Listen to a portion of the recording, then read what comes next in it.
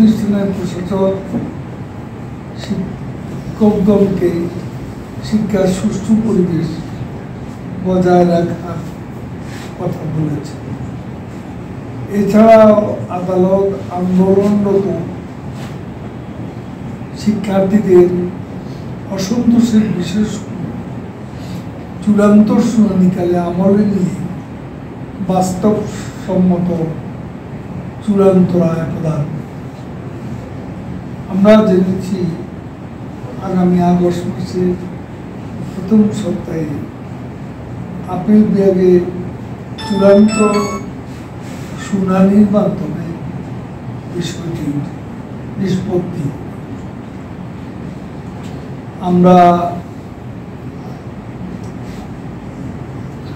ততদিনে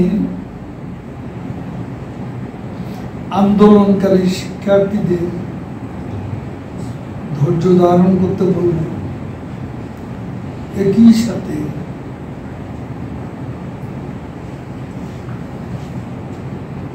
মানুষের দুর্ভোগ সৃষ্টি হতে পারে এ ধরনের কর্মসূচি পরিহার করে আদালতের নির্দেশনা অনুযায়ী